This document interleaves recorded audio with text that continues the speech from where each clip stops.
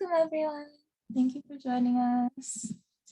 So this is our virtual talk with our two-person show with me, Farnaz, and Hope Wang for Pressed Like a Breath, collapsing into a sigh.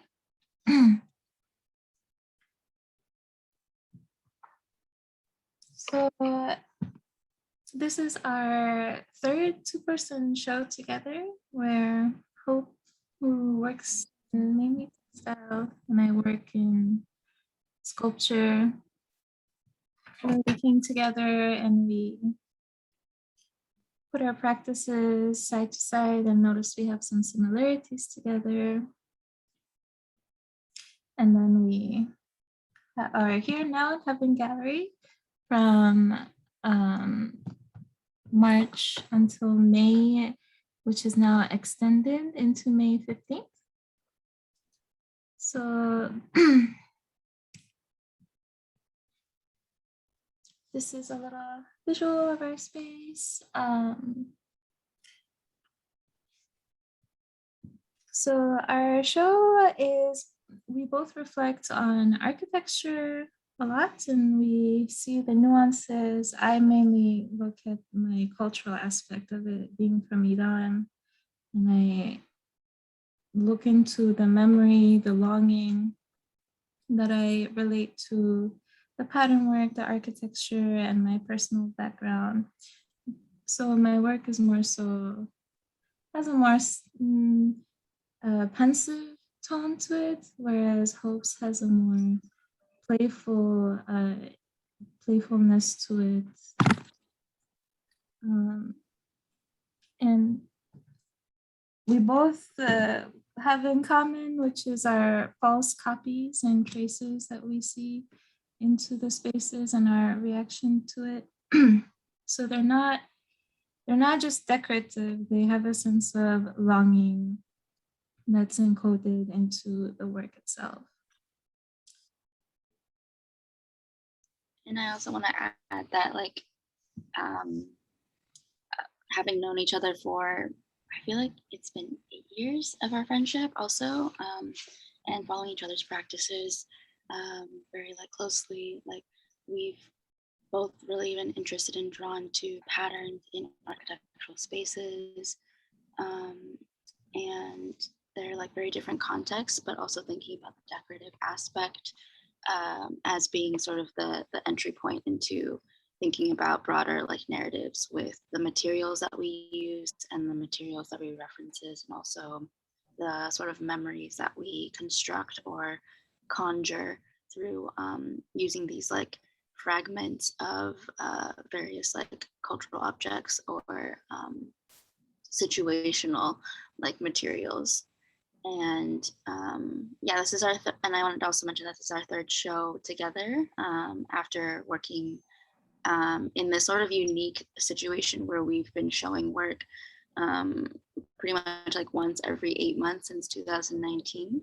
And that's been, I think, a really fun experience for us to have very different practices and then kind of bring ourselves back together after like once a year to think about how our works can be in conversation with each other. So some of these works have been made throughout our times showing together, and we've like built on or iterated off of those previous projects together. So I think this is just like a really like been a very exciting moment for us to sort of see how we've created like our own bodies of separate bodies of work, using each other sort of as like inspiration or like accountability in that sense of like working together, even though our practices are very separate.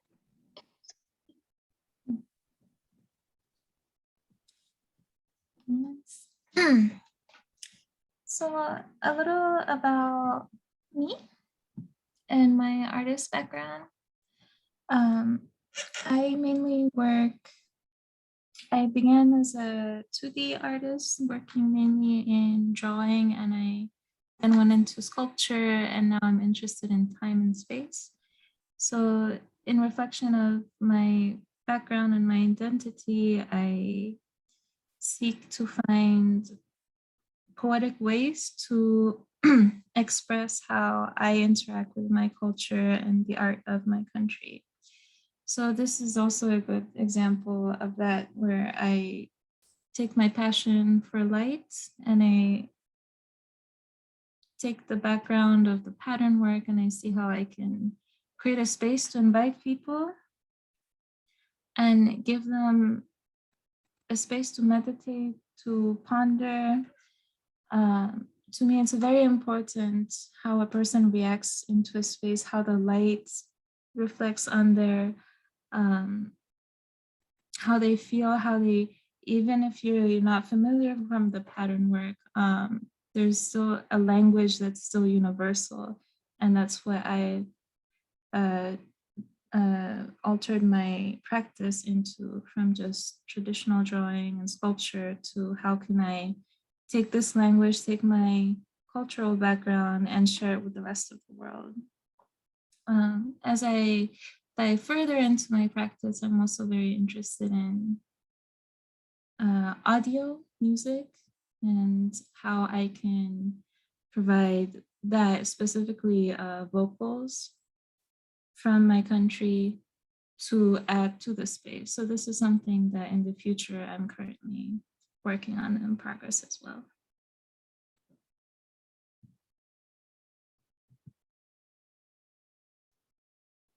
And then a little bit about me. I often select sort of like signifiers or recognizable imagery from construction sites. And so like chain link fence or object markers that you'll see on the expressway or around construction sites barricading those spaces off from the public, or like detritus around abandoned buildings or buildings that are sort of like falling apart.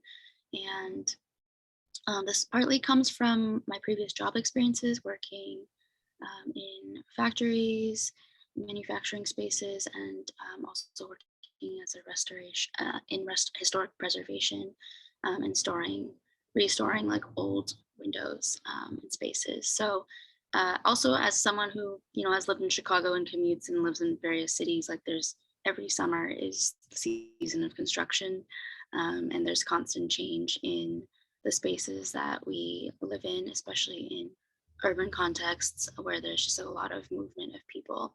So for me, I'm always drawn to color and to the scars or the breakage in some of these patterns or spaces that sort of reveal like the human sort of remnant in a space. So whether it's like graffiti on plywood or like a space that's been patched up with paint, or if it's like bricks that have filled in a window because the side of a building, the adjacent building next to another building was like demolished and turned into a parking lot, and things like that. So I'm really interested in the scars in spaces that also gesture toward a previous history or a future use of a space. And for me, I think that also is like sort of this like touch point or like geocache in a sense of my own memories of either living in a neighborhood and the bakery down the street ends up, going out of business, and then that building gets demolished and turned into residential condos. That bakery that I would go to get my morning coffee every single day, like that physical artifact of a memory or my personal like life, that then disappears, and what then happens to my own memories when the physical evidence of a experience no longer exists in the same capacity, or even physically is still standing. So that is sort of my like pensive, or like grieving of change within space and the physical loss of particular memories and associations. So through these sort of like industrial materials that often don't feel human or comforting, for me they are uh, they are sort of signifiers that gesture toward that like memory for me. So thinking also about like if I'm walking and I run and like I'm processing my own feelings or seeing a space that's lost, thinking about that moment where you're standing in front of a chain link fence that's maybe barred off a place that has been taken down, and then that like space at night where there's this hazy shadow that's cast onto things.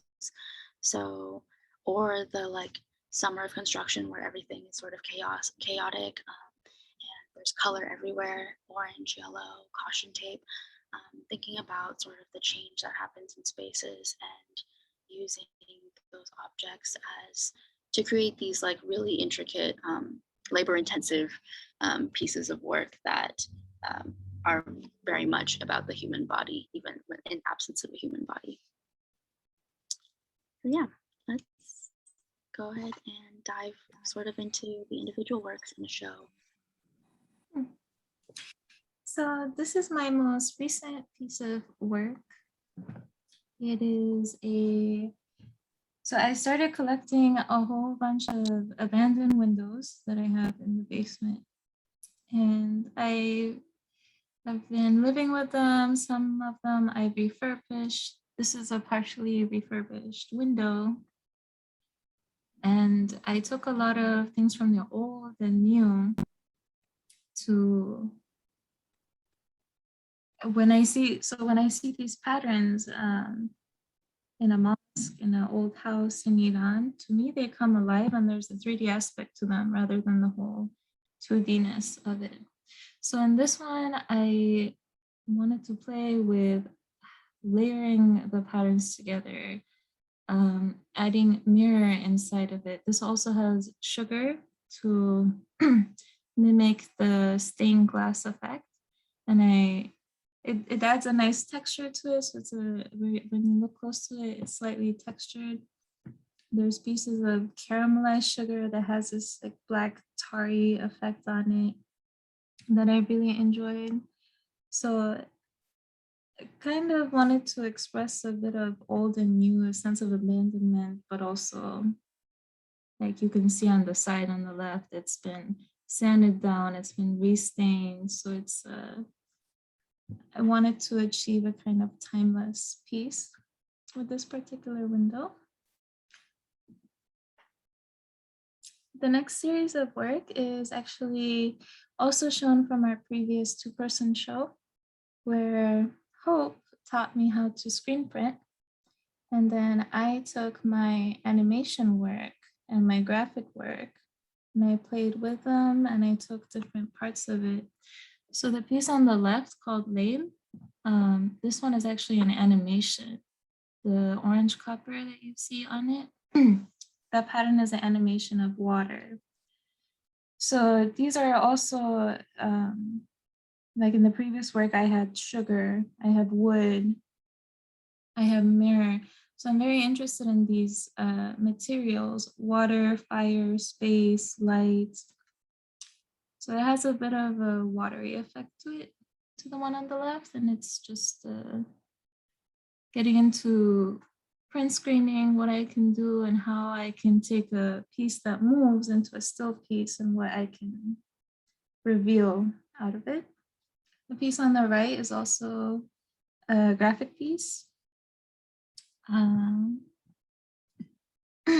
The same for these two. They were also animations that I also experimented with. I really like the process of these works. It's been a while since I've done a flat piece of work. But I liked, like all of these are also rested. So I first rested the piece of metal, then took the patterns and I printed over them. And some of them I rested on top of the pattern again, and then I sealed it to stop the resting effect. So it was really nice to see how I can take different chunks of different, again, like the window, take stuff from my old and see what I can create new. And just see how these things evolve and take shape as I look into different materials and different mediums to use. This one is one of my favorites. I went into 3D with this one. Again, this is also pattern work, Persian pattern work, on top of another pattern, and then manipulating it with the rusting effect and adding a different piece to the side. And the same for this one, the rusting is a lot more apparent on this one. And it was really unplanned how it came together. I had the pieces of the puzzle and then looked at it to see this would work maybe. And another thing I really enjoy about these 3D works, I enjoyed the 2D, but I also like playing with the shadow on these. So the space is very present, like in my other sculptural pieces. This one is from 2020. I did this during the pandemic. I sat and I hand cut all those pieces of paper. The sculpture is 3 feet by 3 feet. This is also a window I found in Humboldt Park on the street, and I fully refurbished it. And again, here we can see an example of the pattern and how I wanted to manipulate it into 3D space. So when you walk around this piece, it's very interactive in the sense that it shifts when you walk. So here you can see some parts are blurry, some parts are more sharp. It's the same experience when you walk around it.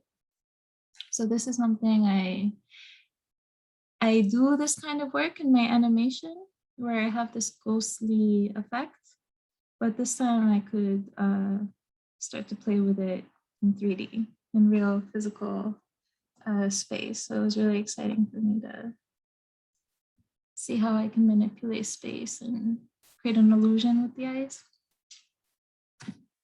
And then this one is from 2017. I'm also a neon artist myself. This was my first piece at the end of my school year where I decided I really enjoy working with space. And I wanted to put my light and my sculpture together and see what I can do.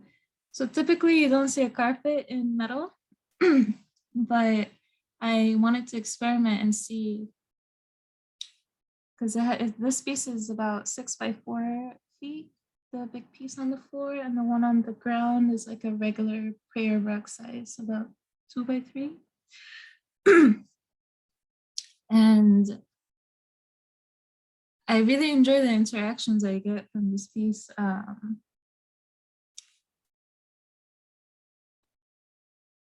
It is created to invite the viewer into the space, to kind of shut off your senses, to just be confronted by this kind of dawn or sunlight, sunset light effect, and to just sit and be pensive. So to each their own interpretation with this, which is what I really enjoy. My play with it is how I played with the light in this one and how I took the traditional pattern work.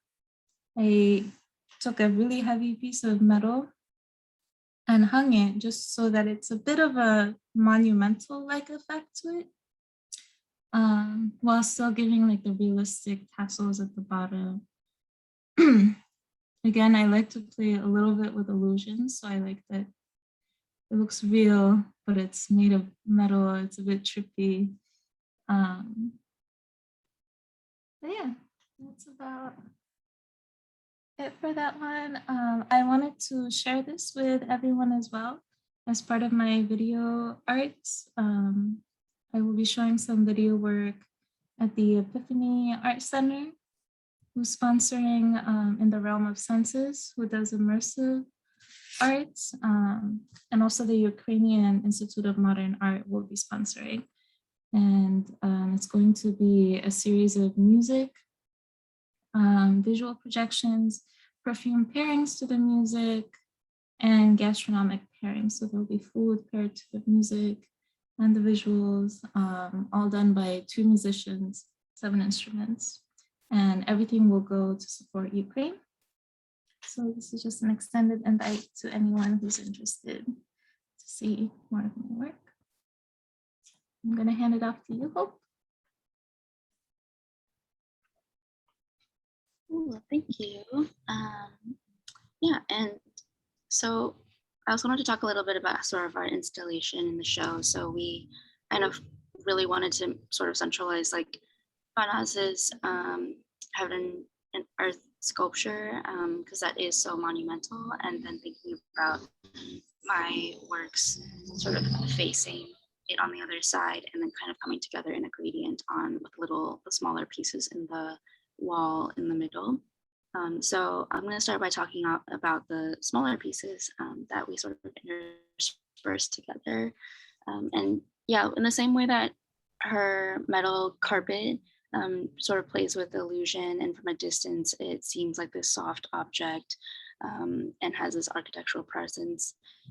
It is something that is not desirable to like physically like touch or like use as a rug or the traditional sense. And I think that was sort of a touch point for us to think about like what kinds of work that we both think about illusion and like disarming the viewer in terms of what materials they think that they're looking at, and then using other materials that sort of are incongruent to those assumptions. So for me, I wanted to sort of like play with these little like building block type of objects as a foray of bringing my print work and my textile work into some sculptural forms. And this was one of our first shows together where I made these like small kind of maquettes for like larger sculptures. And so this is actually a wood block that's lined with screen printed paper for the traffic like chevron lines, as well as pairing that with like the traditional like lines that you'll see in textiles where they're building off of each other and have this sort of dimensional effect. And these weavings were the lime green weavings are like these small little like corrugated weavings that reference like the spray paint that people will often graffiti on like storage unit buildings. So there, I lived across from like one of those extra storage buildings down the street in my old apartment, and they had these like bright lime green garage doors. And throughout the year, someone would constantly come through and spray paint it, and then the property owners would then paint over it with green. But it was just like for me as like this person who would often walk by this like bright building, like a kind of like a entertaining sort of humorous experience of watching like these two like bodies sort of negotiating who has authority in space, and sort of the colors that change or the ways that like surfaces are disrupted. And I sort of like enjoy that kind of experience out in the world and try to like play with that situation through my own work. So if we go to the next piece, this is sort of similarly like part of that same weaving, thinking about like these stains on these surfaces, but also thinking about the patterns that we find in architectural space. So the blue print on this piece is actually referencing, it's like an embossment that I took from a clay impression of the CTA platform in Chicago. This blue is what the CTA uses for their ADA like domes that will line the sides of the platform. And the patterns are just like really wonderful as like textures. And so I started to think about like translating, like making impressions of these textures in clay and then translating them into paper. So trying to sort of push the paper to look like anything but paper. It's sort of like glossed over with this varnish that makes it look almost rubbery. And that is also part of sort of the play that I like to have with these materials and surfaces in trying to push the illusion as far as possible, while also kind of decontextualizing the space that you view it in, so that at first the viewers aren't necessarily always entirely sure what it is that they're encountering. And I think that that's like the part that is most fun, is that if you do pay attention, it often relies on the viewer's like attention to these objects out in like real life, out in the world, where if you've never really thought about like the textures of a like visual aid platform, um, then this simply would, the reference simply would not register, but still enjoying it as this like wonderful object that you're not necessarily like fully aware of what kind of references it makes. And then the next piece is sort of where I've been on this kick with kind of recreating insulation foam out of paper. So I made a lot of sheets of foam, pink foam paper. And so everything, so while this object looks like it's made out of insulation foam, it's actually all just paper that's lining this wood block. One, I just love the smirk, this like smug expression of the Pink Panther, that I think is like, that also sort of like, again, pushes this like sort of play of this visual perception that viewers will sort of encounter when they see the work. So I often like to like position those eyes in a place that's like very visible, um, when I'm trying to line the objects, but also thinking again about like, how do we push the material, this paper, to appear as anything other than paper. So it's actually also glossed with a varnish that has like iridescent flecks in it that also make it look similar to that sheen that like actual insulation foam would have. And this was made in 2020, but then if you go to the next slide, it is sort of the little version to this big one that I made in 2022 for the show.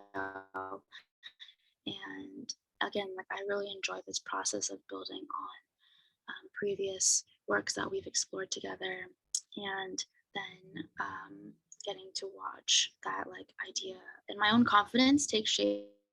It's really small into something that's very large. Um, and so using the same foam prints to line the sculpture, I covered part of the sculpture, and like as you see here, like painted the edges so that everything sort of looks as if it is not just paper and wood. And then I used this textile that I digitally had woven, referencing like a neighborhood actually in Cincinnati, Ohio, which is where I'm from, where this particular neighborhood called Over the Rhine has been disinvested for many, many years, and has seen a lot of gentrification in the past few years. But long before that, it was a space where a lot of buildings were simply uninhabitable because of how absent the landlords had been, that everything structurally just wasn't sound in a lot of these buildings. So it's a large city block that was just like very disinvested without any resources, and often most of the buildings were just simply abandoned. And there was a mural group that went through and painted all the plywood that bordered up the buildings, doors and windows, with these paintings of these like beautiful, really colorful like gates or windows and doors, that when you pass by this building, at first it has the illusion of being occupied, of looking beautiful and colorful, and as if this whole city block was like sort of alive and occupied, where actually it's just an illusion to it's an illusion of occupancy, when actually all of these buildings are vacant and in the process of demolition or simply uninhabitable. And so there's this like welcoming, colorful feature of these board that, with the signage of like building codes or like trespassing signs by private owners, that they've put up over these paintings, it sort of breaks the illusion. And so that's been a place that I've been thinking about for a very long time and have been wanting to explore more of through a sculptural form. So this is sort of my first foray into bringing that research into my work. But also I just like think that it really related a lot to the illusion that I try to achieve within these foam prints and these textile illusions of from a distance, like everything looks colorful, and that's like the visual like treat that you first latch onto when seeing the work, but then upon closer glance, like everything is sort of false and a mimicry of the desires that we kind of project onto these objects. So I'm very like happy to have made this piece because it is sort of like built on a very extensive amount of research over many years. And this is like my first like final move to actually make that into a thing that's part of my practice. So if you go to the next slide,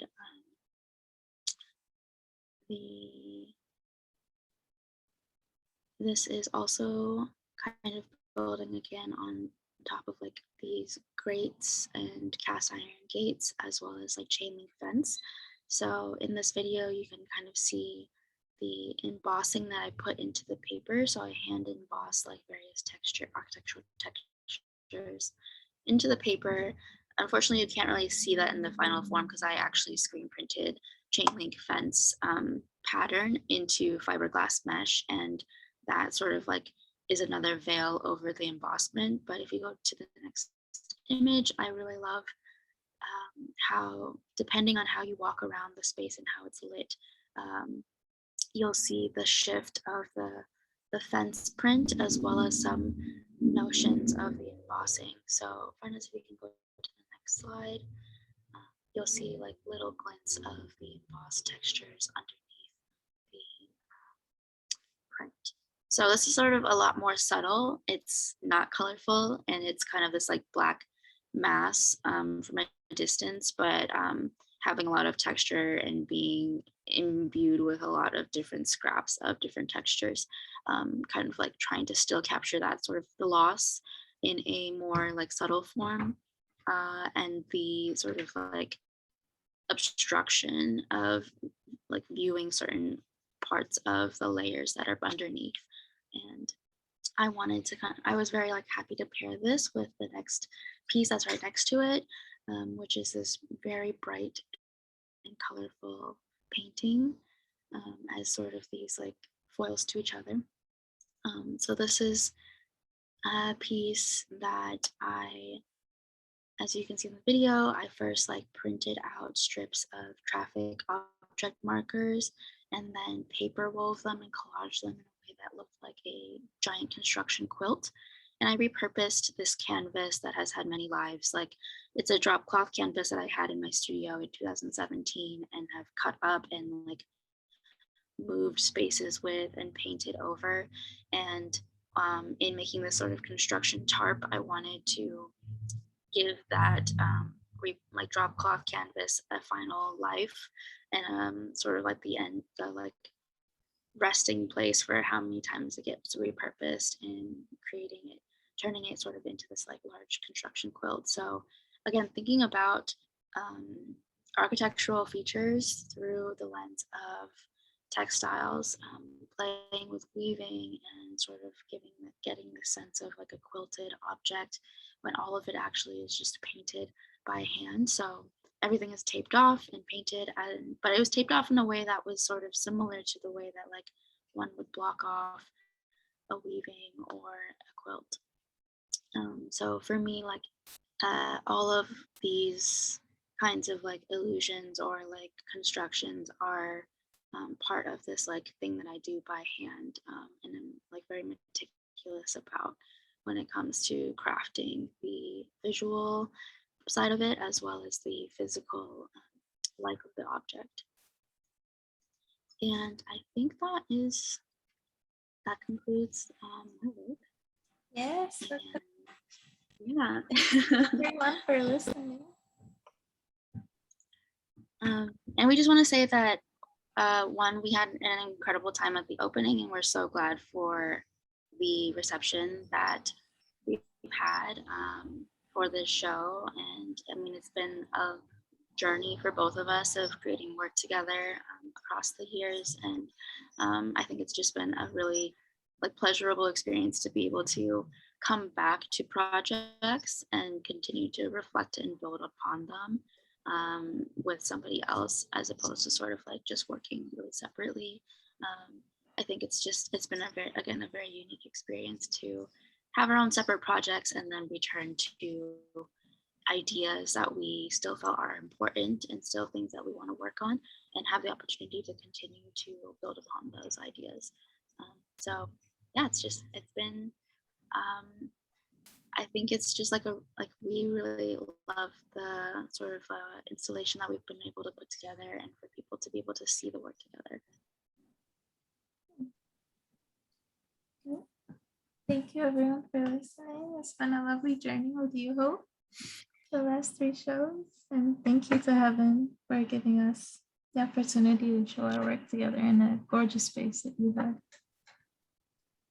Yeah, and so I think we'll just spend the remaining minutes of our talk fielding any questions that people have about the work, or sort of our experience of working together across like a long period of time.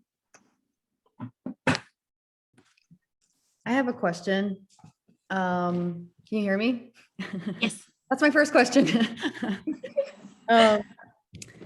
My question is, so Farnaz, your piece is like directly across from Hope's piece.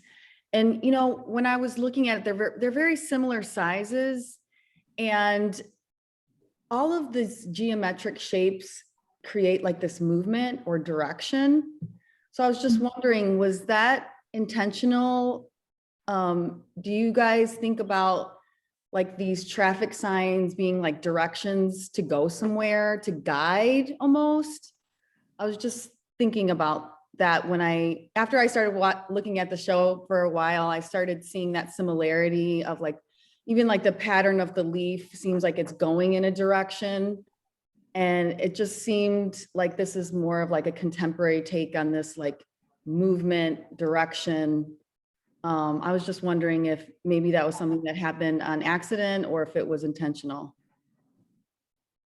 I think it's probably, I guess, like I would say more accidental, but also sort of intentional in the sense that, I mean, yeah, like the imagery that Farnaz draws on compared to me, they're very separate. They're like, I think like hers are very like sort of, they feel very serious, and they're like spiritual and like sort of thinking, you know, like drawing on like a culture and a history that takes like these geometric forms like very seriously, and like relate them to broader like concepts of like elements out in the world. Where for me, that's what I enjoyed about pairing our work together, was that my stuff kind of feels like irreverent next to hers, but like in what ways can we sort of also like explore the tension of something that feels like very playful versus and what that means when you bring them sort of next to each other with something that's really like serious. And I think that movement is partly because we're also sort of dealing with like how people move and interact with space and themselves. So I'm looking at traffic object markers because they are sort of like these commands, right? Like they're silent symbols that we see, and they tell us where we can and cannot go, or like what to be cautious of and what to be attentive about. And I think that like what I see, at least also with Farnaz's work, is that she's dealing with like elements like water, and like with her, and she's coming into like these still sculptural forms or still prints that are based on her like digital animations that are full of movement. So I think that they're like it's definitely present, but not necessarily like a thing that we necessarily intended for. I don't know if you have anything else to add. No, beautifully said. I like that observation. You have a good point. Because also my piece has a directional sense, because the prayer book points towards the large carpet, which is supposed to point towards.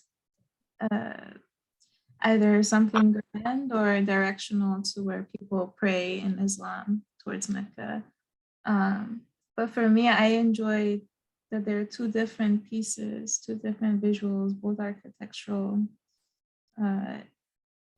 similar size, and I enjoyed the contrast more so with Hope's piece to complement mine. So when you're standing, you're very confronted by the two in the space. Thank you for your question. For scrubbing, for opening the door for some people. And I also had one follow-up question too. Also, as I've spent time here, I definitely find so much of the title to be present in the works, and hearing more about this meditation, this tension. I think the choice of breath and collapsing and sigh feel really present. So I really appreciate the poetics of the title. And I'm curious to hear from you more of the inspiration or where that was sourced from. So actually that's a line from a poem that I wrote. I have a writing practice as well that hasn't yet sort of made its way like physically out into the world. I was actually working on a book manuscript through most of the early days of the pandemic that just has sort of been put off to the side because other like projects have been on the like top of the list. But my writing often sort of makes its way into my own titles. And I think that like, for me, actually, like this particular title felt really pertinent because, yeah, for some of the tensions and the sense of like grief or like nostalgia that we both sort of explore in our work. That line is actually from a title of a poem in which I was sort of musing on like walking as a ritual for processing some of these like personal grief, loss, and also just memories. So actually it was like writing about a walk in which I like fabricated like the whole experience. Like I mentally went on a walk through like various kinds of like spaces and like memories of my own, and thinking about sort of like my position of the body or the feeling of the body in these like in this like you know like simulated walk in my head, and thinking about like the kinds of like tensions of like your body being pressed into the ground or a space, and it just felt like very pertinent to kind of the things that we wanted to explore together in the work, and thinking about like memory and like false copies or like false memories that are constructed through some of these like fragments of places and things that are important to us, or as like these signals of like possible sort of memories. So yeah, that's sort of like a little bit more about the mythology of our title. That's great. I really appreciate knowing that. Thank you so much. Yeah. Does anyone else have any questions? You're welcome to put it in the chat as well. Yeah, definitely.